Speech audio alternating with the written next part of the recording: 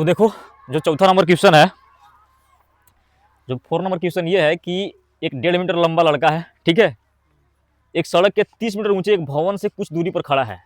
एक 1.5 मीटर ऊंचा, मान लो एक भवन है, ठीक है, ये है 30 मीटर। कितना ऊंचा है? 30 मीटर।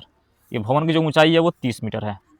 अब कुछ दूरी पर, यहाँ से कुछ दूरी पर 1.5 मीटर लंबा है। जो लड़का है वो कितना लंबा है? 1.5 मीटर। 1.5 मीटर का है, लंबा है, लड़का है। तो यहाँ से इसका क्षैतिज खींचेंगे, ये वाला हो जाएगा, ठीक है। तो यहाँ से ये देखेगा, तो यहाँ से देखेगा तो इसका नेत्र यहाँ रहेगा। यहाँ से देखेगा इसके शीर्ष को, तो यहाँ से भी ऐसे मिलाएंगे इसके शीर्ष, ठीक है। यहाँ से देखेगा तो इसके यहाँ से उन्नयन कोण बनेगा, ठीक है ना। यहाँ से क्या बनेगा? उन्नयन कोण। तो यहाँ से इसका क्षैतिज ले लेंगे, ठीक है। अब देखो, जब यहाँ से देखता है तो उसका एंगल कितना है? 30 डिग्री है, नहीं 30 डिग्री है, ठीक है ना। कितना डिग्री है? 30 डिग्री है। अब यहाँ से कुछ आगे चल गया, जैसे मान लें हम x मीटर का चला गया, वो आगे चला गया, x मीटर आगे चल के मान लो यहाँ पे आ गया, x मीटर का चला गया, वो आगे चला गया, और मान लो कहाँ आ गया? यहाँ पे आ गया, ठीक है ना। तो इसका जो उन्नयन कोण है वो 30 से क्या हो गया? 60 हो गया। 30 से क्या हो गया?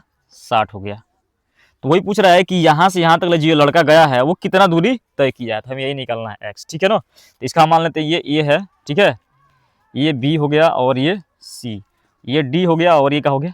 E हो गया, ठीक है। तो सब लिखते हैं कि जो भवन की ऊंचाई है, ठीक है ना, तो लिखेंगे भवन की ऊंचाई, भवन की ऊंचाई, भवन की ऊंचाई को हम मान लेते हैं कैपिटल H, और ये कितना है? 30 मीटर। कितना मीटर है? 30 मीटर। लड़का की ऊंचाई कितना है बताओ? लड़का की ऊंचाई,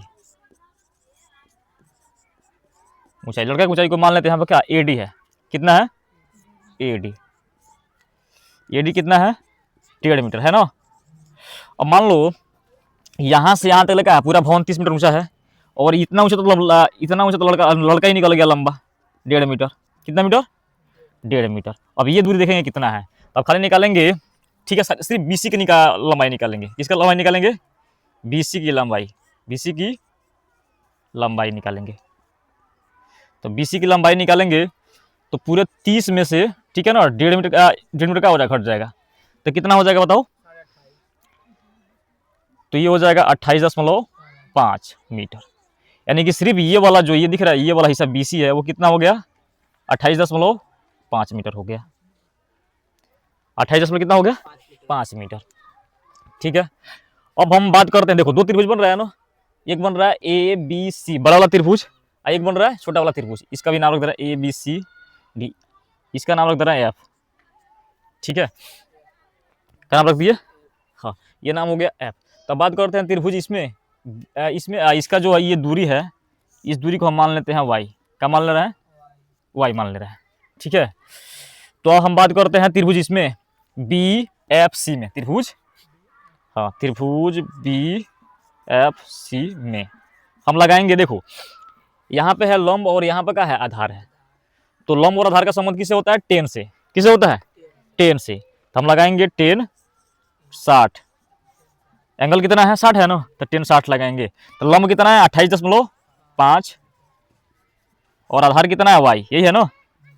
और 10 60 का मान कितना होता है? रूट में, तो रूट में हो गया 3, ये हो गया 28.5, और ये क्या हो गया? y हो गया ना। अब देखो तिरछा से गुणा कर लेते हैं इसका इसमें, तो ये हो जाएगा रूट में 3y, और ये हो जाएगा 28.5। तो y का जो मान हो जाएगा 28.5 बटा रूट में 3, ठीक है। या तो पॉइंट हटाने के लिए 10 से ऊपर नीचे गुणा कर देंगे, या फिर इतने पे छोड़ देंगे, ठीक है ना। इतने पे छोड़ दे रहे हैं, इसको बाद में ट्राई करते हैं।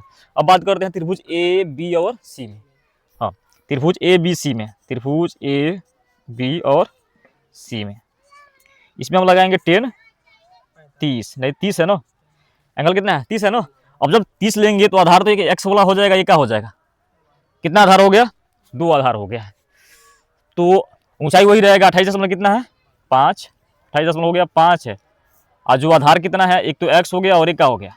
y हो गया। 10 60 10 30 का मान 1 बटा रूट में 3, और ये हो जाएगा 28.5 x प्लस y। अभी भर देते हैं, ठीक है। अब इसको पहले हल कर लेते हैं, बाद में y का मान भरेंगे, ठीक है, क्योंकि आसान हो जाएगा।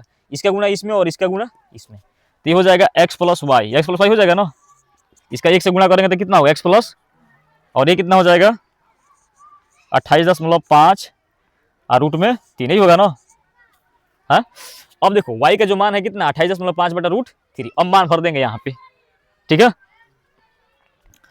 अब यहाँ भर देंगे, ये हो गया x, y का मान भरना है 28.5 बटा रूट 3, बराबर कितना हो गया 28.5 रूट में 3।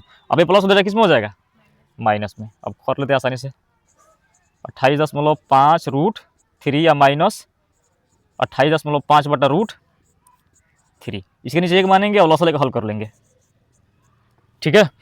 अब इसका मल्टीप्लाई इसमें कर लो, देखो 3 से गुणा करेंगे तो केवल 3 बचेगा और ये बच जाएगा, यानी कि 28.5 गुणा 3 और माइनस 28.5 बटा कितना हो जाएगा रूट, नहीं वो नीचे वाला एलसीएम रहेगा ना, ठीक है ना। अब देखो इसको और आसानी से हल करना है, तो इसमें से 28.5 का मान निकाल लो, आसानी से क्या हो जाएगा सॉल्व हो जाएगा। कितना का मान निकाल ले 28.5, 28 का हो जाएगा 5 का मान निकालेंगे तो हो जाएगा 3 और माइनस 1 ही होगा ना बटा रूट 3। देखो अब 3 में से 1 कितना होगा 2 होगा ना, लिखेंगे 28.5 गुणे 2 बटा रूट 3।